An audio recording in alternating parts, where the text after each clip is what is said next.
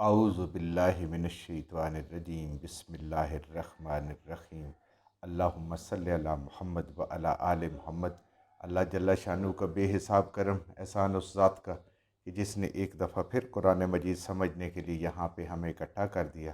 آج ہم انشاءاللہ چھٹا پارہ سورہ المائدہ کی آیت نمبر 21 سے اپنا سبق شروع کریں گے۔ سورہ مائدہ آیت نمبر 21۔ اعوذ باللہ من الشیطان الرجیم بسم اللہ الرحمن الرحیم۔ یا قوم ادخلوا الارض المقدسۃ التی کتب اللہ لکم ولا ترتدوا علی ادبارکم فتنقلبوا خاسرین۔ بنی اسرائیل کی بات ہو رہی ہے۔ حضرت موسیٰ علیہ السلام فرما رہے ہیں، یا قوم، اے میری قوم۔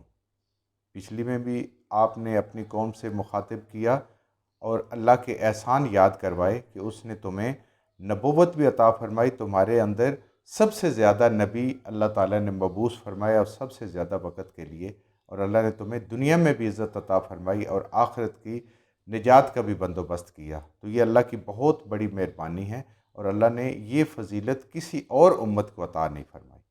آگے پھر فرما رہے ہیں کہ اللہ فرماتے ہیں، یا قومی، اے میری قوم، ادخلو، داخل ہو جو الارض، اس زمین میں، المقدسہ، جو مقدس زمین ہے۔ اے میری قوم، مقدس زمین میں داخل ہو جاؤ۔ کون سی مقدس زمین ہے؟ فلسطین میں۔ فلسطین کی زمین بہت مقدس زمین ہے، اس کو بلاد الانبیاء کہتے ہیں، یعنی یہاں پہ سب سے زیادہ نبی آئے ہیں۔ اور آپ دیکھیں کہ معراج شریف میں ہمارے آقا کریم صلی اللہ علیہ وآلہ وسلم بھی بیت المقدس تشریف لے گئے، وہاں پہ آپ نے انبیاء کی امامت کروائی اور اس کے بعد پھر آگے معراج کا، اسراء کا سفر شروع ہوا۔ تو یہ اسراء اور معراج کے سفر میں آپ صلی اللہ علیہ وسلم نے بھی اس زمین پہ اپنے قدم مبارک رکھے۔ تو یہ اتنی برکت والی زمین ہے کہ سب سے زیادہ انبیاء یہاں پہ آئے، اور یہاں تک کہ خاتم الانبیاء صلی اللہ علیہ وآلہ وسلم بھی اس زمین میں تشریف لے گئے اپنے معراج کے سفر میں۔ تو اللہ فرما رہے ہیں یہ مقدس زمین ہے، اور اس وقت جب نبی کریم صلی اللہ علیہ وسلم کو اللہ نے اس وقت بھی اس زمین کو کہا کہ وہ برکت والی جگہ پہ ہم آپ کو لے کے جا رہے ہیں۔ اللہ تی، جو کہ، یعنی وہ جگہ، کتب اللہ لکم، اللہ نے تمہارے لیے اس کو لکھ دیا ہے۔ اللہ تعالیٰ نے وہ تمہارے لیے لکھ دی ہے کہ وہ اللہ تعالیٰ آپ کو عطا فرمائیں گے۔ لیکن دنیا میں کوئی کام بھی ایسا نہیں ہوتا جس کے اوپر محنت نہ کی جائے، اس کے لیے محنت کرنی ہے۔ یہ نہیں ہے کہ لکھ دیا ہے تو وہ اوپر چھپر پھاڑ کے مل جائے گا، نہیں، اس کے لیے کوشش کرنی ہے۔ دنیا کی محنت پہ ہی انسان کی جنت اور جہنم کا انحصار ہے۔ اور جو دنیا میں بھی ہم رہتے ہیں، جو دنیا میں ایک اپنا مرتبہ مقام حاصل کرتے ہیں، ایک عزت حاصل کرتے ہیں، اس کے پیچھے بھی محنت ہے۔ محنت کے بغیر علم بھی نہیں آتا، اس کے لیے وقت لگانا پڑتا ہے، قربانی دینی پڑتی ہے۔ قرآن سیکھنے کے لیے، دین سیکھنے کے لیے، کوئی بھی علم سیکھنے کے لیے اس کے لیے قربانی دینی پڑتی ہے انسان کو۔ تو یہاں بھی اس زمین اللہ نے لکھ دی ہے، یعنی اگر جو اللہ کہہ رہے ہیں وہ اگر وہ قربانی دیتے ہیں تو وہ ان کو غلبہ ضرور حاصل ہوگا، یعنی اللہ تعالیٰ نے اس میں ان کو فتح کی خوشخبری سنائی ہے کہ یہ زمین تمہاری ہوگی۔ جیسے اللہ تعالیٰ نے صلح حدیبیہ کو فتح مبین کہا، حالانکہ وہ انسان کے سمجھ میں آنے والی بات نہیں ہے، لیکن صحابہ کرام نے آپ صلی اللہ علیہ وسلم پہ جانیں نچھاور کی اور وہ واقعی فتح مبین ثابت ہوئی۔ تو ایسے ہی اللہ فرما رہے ہیں کہ وہ زمین ہم نے تمہارے لیے لکھ دی ہے جو بلاد الانبیاء ہے، فلسطین کی زمین، ارض مقدس، لکم، تمہارے لیے، ولا ترتدو، لیکن اگر تم پھر جاؤ گے، علی ادبارکم، اپنی پیٹھوں کے بل، جو اللہ کہہ رہے ہیں ادھر جاؤ، جا کے اس پہ حملہ کرو، فتح اللہ نے تمہارے لیے مقدر کر دی ہے، لیکن اگر تم بجائے محنت کرنے کے، آگے بڑھ کے لڑنے کے، اگر تم پیٹھ پھیر لو گے، فتنقلبوا، پلٹ جاؤ گے اپنے پیٹھوں کے بل، پھر جاؤ گے خاسرین، تو پھر تم نقصان پانے والے ہو۔ پھر اللہ کا وعدہ نہیں ہے، پھر تم نے اللہ کی ایک بہت بڑے وعدے کو، اس نعمت کو اپنے نام کرنے سے تم محروم رہ گئے، پھر تم محروموں میں شامل ہو جاؤ گے، پھر تم اللہ کے فضل والے اور اللہ کو راضی کرنے والے نہیں ہوں گے، بلکہ اللہ کو بھی ناراض کرنے والے، اور اس دنیا میں بھی ایک نعمت جو اللہ تمہیں دے رہے تھے، تمہیں اپنا وطن دے رہے تھے، اس سے تم محروم ہو جاؤ گے، تم خسارے والے ہو جاؤ گے۔ قالو، کہا انہوں نے، آگے قوم نے جواب دیا حضرت موسیٰ علیہ السلام کو، بنی اسرائیل نے، یا موسیٰ، اے موسیٰ علیہ السلام۔ یہ دیکھیں ایک چیز، موسیٰ علیہ السلام کیا کہہ رہے ہیں؟ یا قومی، یا قومی، اے میری قوم، اے میری قوم۔ اور وہ بھی بجائے کہنے کے اے اللہ کے رسول، وہ ان کو موسیٰ علیہ السلام کو ان کے نام سے پکار رہے ہیں۔ یہ بھی ان کی بے ادبی کی اور ہٹ دھرمی کی انتہا ہے۔ دیکھیں نبی کریم صلی اللہ علیہ وآلہ وسلم کو یا محمد صرف بدو کہا کرتے تھے، ورنہ یا رسول اللہ، اللہ کے نبی، یہ کہا جاتا ہے۔ پیارے نبی صلی اللہ علیہ وآلہ وسلم، یا کہیں پہ قرآن پڑھتے ہوئے اگر ترجمہ ایسا آ جائے کہ اس کا اثر آپ صلی اللہ علیہ وسلم کے نام لینے سے ہوتا ہے تو انسان لیتا ہے، لیکن بڑے ادب اور احترام سے۔ آپ دیکھیں وہ کیا کہتے ہیں، قوم کیا کہتی، قالو، انہوں نے کہا، قوم نے کہا، یا موسیٰ، اے موسیٰ علیہ السلام، ان فیہا قوما جبارین، بے شک اس کے اندر تو ایک قوم رہتی ہے جبارین، وہ بڑے جفا کش لوگ ہیں، بڑے جفا والے لوگ ہیں، بڑے طاقتور لوگ ہیں، بڑے جابر قسم کے لوگ ہیں، بڑے زبردست قسم کے لوگ ہیں، سرکش قسم کے لوگ ہیں، بڑے روکھے لڑنے والے لوگ ہیں۔ یہ وہ یہاں پہ کون تھے؟ قوم عمالقہ یہاں پہ رہ رہی تھی۔ اللہ نے کہا ان کا مقابلہ کرو، فتح تمہارا مقدر ہوگی، تم مقابلہ کرو گے۔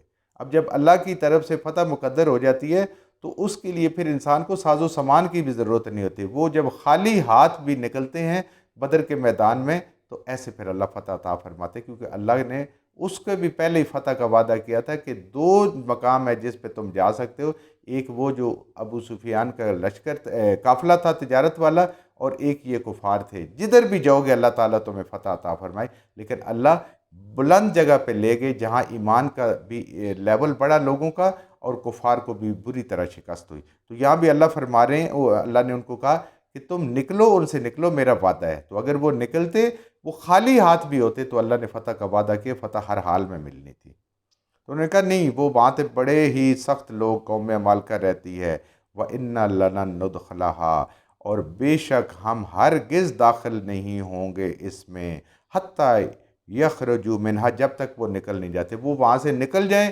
خود بخود، ہم پھر خالی جگہ پہ جا کے بیٹھ جائیں گے۔ یہ تو پھر محنت نہ ہوئی نا، اللہ کو تو یہ پسند نہیں ہے۔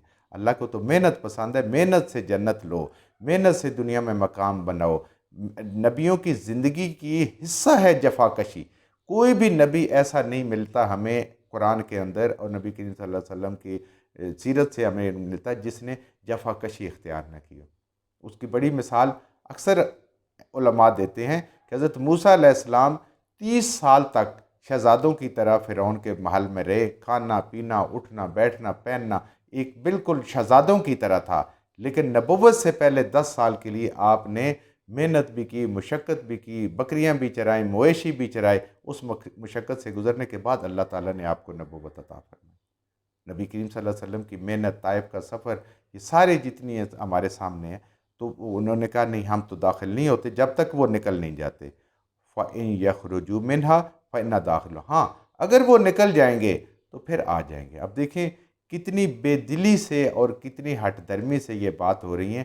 یہ وہ لوگ ہوتے ہیں جو زوال یافتہ ہوتے ہیں، جو بے ادب لوگ ہوتے ہیں، جو ناسمجھ لوگ ہوتے ہیں، ان کے اندر یہ نکما پن اور بزدلی آ جاتی ہے کہ وہ نبی کو بھی مخاطب کرتے ہیں تو اس کے نام سے مخاطب کرتے ہیں، اور کہیں پہ اگر محنت کی ضرورت پڑتی ہے تو وہ کہتے ہیں یہ بھی ہم محنت کرنے کے لیے تیار نہیں ہیں۔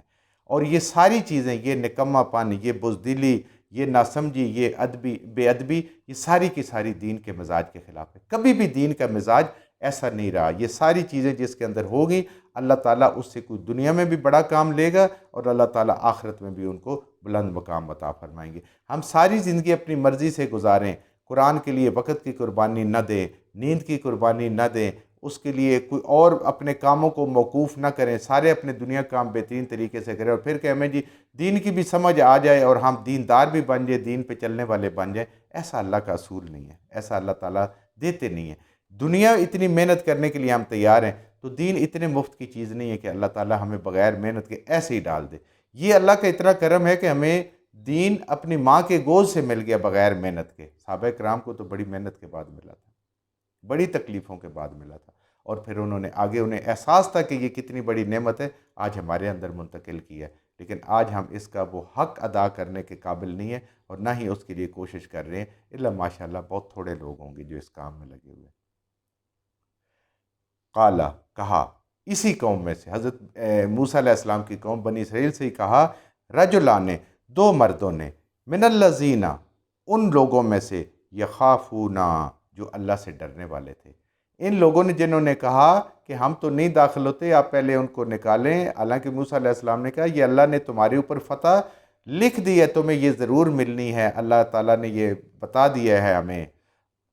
انہی میں سے جب وہ انکار کیا انہوں نے کہ ہم نہیں کرتے، پہلے ان کو نکالیں پھر ہم داخل ہوں گے، ان کے اندر دو مرد تھے، انہوں نے کہا یخافون، وہ اللہ سے ڈرنے والے تھے، وہ لوگوں سے نہیں ڈرتے۔ جب انسان اللہ سے نہیں ڈرتا پھر سب سے ڈرتا ہے، اور جب اللہ سے ڈرتا ہے پھر وہ کسی سے بھی نہیں ڈرتا۔ انعم اللہ، جن کے اوپر اللہ نے انعام کیا تھا۔ دیکھیں ایک اور ہمیں بات پتہ چلی کہ اللہ کا ڈر دل میں ہونا، اللہ کا خوف دل میں ہونا، یہ بھی اللہ تعالیٰ کی نعمتوں میں سے ایک بہت بڑی نعمت ہے۔ اور دل سے خوف کا نکل جانا، بے دھڑک ہو جانا اور مرضی سے زندگی گزارنا، یہ تو مہلت اللہ پکڑتے نہیں ہے، ورنہ انسان کی کیا مجال ہے۔ تو اس کا مطلب یہ ہوا کہ وہ اللہ کی نعمت سے محروم ہے انسان، جس کا دل ڈرتا نہیں اللہ سے کوئی غلط کام کرتے ہوئے۔ تو اللہ کا خوف جن کو اللہ نے نعمت کے طور پہ دیا تھا، علیہما، ان دونوں پر، ادخلوا علیہم الباب، انہوں نے کہا تم کسی ایسے وقت میں دروازے سے داخل تو ہو جاؤ، لڑو نہیں، کچھ نہیں ہے، تم ایک دفعہ اس دروازے سے، شہر کے دروازے سے داخل ہو جاؤ، کیونکہ اللہ کا وعدہ ہے، اللہ کا وعدہ سچا وعدہ ہے، تو وہ تمہیں فتح عطا فرمائے گا۔ فَإِذَا دَخَلْتُمُوهُمْ فَإِنَّكُمْ غَالِبُونَ، انہوں نے کہ اللہ پہ یقین تھا، اللہ کے وعدے پہ یقین تھا، وہ کہنے لگے کہ اگر تم اس کے اندر صرف داخل ہو جاؤ تو اللہ تعالیٰ تمہیں غالب کر دے گا، لڑنے کی نوبت ہی نہیں آئے گی، تم نہتے ہاتھ داخل ہو جاؤ۔ یہ حوصلہ اور ہمت تو کرو۔ یہ حوصلہ ہمت کیوں نہیں ہو رہا تھا؟ اللہ پہ کامل یقین نہیں تھا، ایمان نہیں تھا۔ اگر اللہ کے وعدے پہ انسان کو یقین ہو تو انسان سر دھڑ کی بازی لگا کے وہ نعمتیں حاصل کر لے۔ آج ہمارے بھی اعمال اگر کمزور ہیں تو ہمارا وہ یقین نہیں ہے جو ہمارے اندر ہونا چاہیے، ہمارا وہ ایمان نہیں ہے۔ اگر وہ اندر آ جائے ہمیں، تو ہمیں نہ بھوک کا ڈر ہو، نہ مال کی کمی کا ڈر ہو، نہ اولادوں کے لیے جو بنا بنا کے جائیدادیں چھوڑ کے جا رہے ہیں، نہ اس کے لیے کوئی خوف ہو۔ جس اللہ نے آج ہمیں دیا ہے وہ اللہ کل ان کو کیوں نہیں دے گا؟ جنہوں نے ہمارے پہلوں کو دیا ہے، ہم نے دیا ہے ان کو، میرے اللہ نے دیا ہے، آج ہمیں بھی اللہ دے رہا ہے، آنے والے لوگوں کو بھی اللہ دے گا۔ لیکن یہ ایمان کی بات ہے، یہ توکل انسان کے اوپر آ جائے، یہ یقین آ جائے، وہ کہتے ہیں تم غالب ہو جاؤ گے، کیونکہ وہ ایمان کے کامل لوگ تھے، ان کے اندر اللہ کا خوف تھا، اللہ نے ان کو یہ خوف کی نعمت عطا فرمائی ہوئی تھی۔ وَعَلَى اللَّهِ فَتَوَكَّلُوا إِن كُنتُم مُؤْمِنِينَ، پھر وہی بات، تم اللہ پہ بھروسہ کرو، اللہ پہ توکل کرو اگر تم ایمان والے ہو۔ ایمان کی شرط ہی یہی ہے کہ انسان اللہ پہ سچا اعتماد کرے، مکمل بھروسہ کرے، میرے رب نے کہا ہے یہ ایسے ہو کے رہنا۔ تو اگر تم ایمان والے ہو، کہتے ہو نبی کو ماننے والے ہیں، تورات کو ماننے والے ہیں، تو تم ہی غالب ہوگے، تمہیں کوئی وہاں سے روک نہیں سکتا، بس تم داخل ہو جاؤ۔ قالو، کہا قوم نے یہ موسیٰ علیہ السلام کی بات سن کے بھی، اور ان دو مرد خدا جو تھے، مرد مومن تھے، ان کی بات سن کے انہوں نے کہا، قالو، کہا، یا موسیٰ، اے موسیٰ علیہ السلام، اِنَّ لَنَدْخُلَهَا ابداً، انہوں نے فیصلہ سنا دیا، ہم کبھی بھی داخل نہیں ہوں گے، ابداً، کبھی بھی داخل نہیں ہوں گے، ما دامو، جب تک وہ وہاں پہ دوام ہے ان کو، فیہا، ان قوم کو، قوم عمال کا جب تک ادھر رہ رہی ہے، آپ ہماری طرف سے پکا جواب، کورا جواب سمجھے، ہم نے نہیں داخل ہونا۔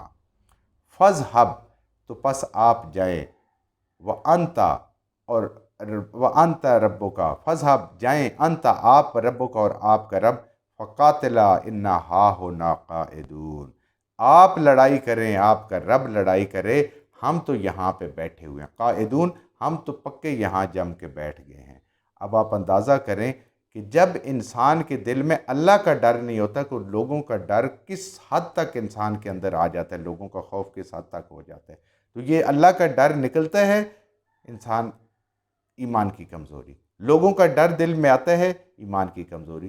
تو اس وقت تک وہ نبی اندر ہونے کے باوجود، تربیت ہونے کے باوجود، ان کی ابھی تک وہ اس لیول پہ ایمان نہیں پہنچا تھا۔ اور اس کے مقابلے میں اگر ہم دیکھیں نبی کریم صلی اللہ علیہ وآلہ وسلم کے صحابہ کرام کے، تو بدر کا مقام دیکھیں، احد کا مقام دیکھیں، خندق کا مقام دیکھیں، جہاں پہ بھی نبی کریم صلی اللہ علیہ وسلم نے کہا، انہوں نے کبھی نہیں کہا ہمارے پاس تیر نہیں ہے، تلوار نہیں ہے، سواری نہیں ہے۔ ایک ایک غزوہ کا انسان جب حال پڑتا ہے تو انسان کا ایمان تازہ ہو جاتا ہے، رونگٹے کھڑے ہو جاتے ہیں اور آنکھوں سے آنسو جاری ہو جاتے ہیں۔ تو یہ اس قوم کا حال ہے۔ آج ہمارا بھی اعمال کے بدلے میں کوئی زیادہ حال مختلف نہیں ہے۔ اللہ نے یہ ان قوموں کے حالات ہی ہمیں اس لیے بتائے ہیں کہ وہ قومیں تو اب اپنے اعمال کو درست نہیں کر سکتی، وہ تو ختم ہو گئیں۔ اللہ فرماتے ہیں اگر تم بھی یہ کائلی، بزدلی، کمزور ایمان پہ رہو گے، جفاکشی کو چھوڑ دو گے، تو تمہارے ساتھ بھی وہی انجام ہوگا جو ان کا انجام ہوا تھا۔ مٹ جاؤ گے، ختم ہو جاؤ گے، ذلیل ہو جاؤ گے غیر مسلموں کے ہاتھوں۔ اور آج یہ ہمیں ساری چیزیں اپنی آنکھوں سے نظر آ رہی ہیں۔ جو کچھ ہم نے صحیح پڑھا، اللہ ہمارے ذہنوں میں، دلوں میں بٹھا دے۔ جہاں جہاں پڑھتے بولتے ہم سے غلطیاں ہوں گے، اللہ ہمیں معاف فرما دے، اور ان غلط باتوں کو ہمارے ذہنوں سے، دلوں سے اللہ کی ذات نکال دے۔